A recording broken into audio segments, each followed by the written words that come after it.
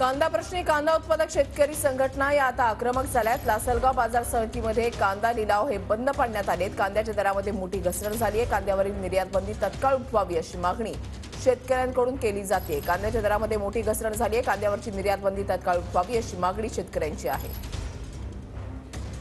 भाव नियंत्रणात ठेवण्यासाठी केंद्र सरकारच्या वतीने 7 डिसेंबरला कांदा निर्यात बंदी केली आणि कांद्याचे 4000 रुपयेवरील असलेले बाजारभाव 1000 रुपयाच्या आत आल्यामुळे आता आपण पाहू शकतायत का लासलगाव बाजार समितीमध्ये या ठिकाणी शेतकऱ्यांनी जो कांदा विक्रीला आणलेला आहे तर 600 ते 700 रुपये 800 रुपये इतका बाजारभाव मिळत असल्याने महाराष्ट्र राज्य कांदा शेतकरी संघटना जी आहे तर ती आक्रमक झालेली आहेत। या ठिकाणी जोरदार घोषणाबाजी केली जात आहेत आणि कांद्याची निर्यात बंदी जी आहे तर ती उठवण्याची मागणी या ठिकाणी शेतकऱ्यांकडून या संघटनेकडून केली जात आहेत। आपण त्यांच्याकडूनच जाणून घेणार आहोत। मला हे सांगा, या ठिकाणी तुम्ही जोरदार घोषणाबाजी करताय, कांदा निर्यात बंदी उठण्याची मागणी केली जाते, आज रोजी मिळणाऱ्या बाजारभावातून तुम्हाला परवडतंय का?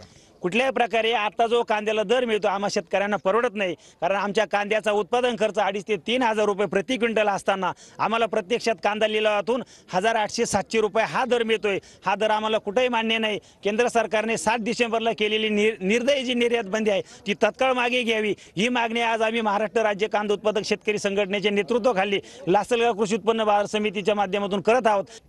एकंदरीत पाहता कांद्याची निर्यात बंदी जी आहे तर ती उठवली पाहिजे आणि या दरम्यानमध्ये जो काही नुकसान झालेली आहे तर ती 2000 रुपये प्रति क्विंटल प्रमाणे द्यावी अशी मागणी जी आहे तर ही या संघटनेकडून केली जात आहे। उमेश पारिक, TV9 मराठी, लासलगाव, नाशिक।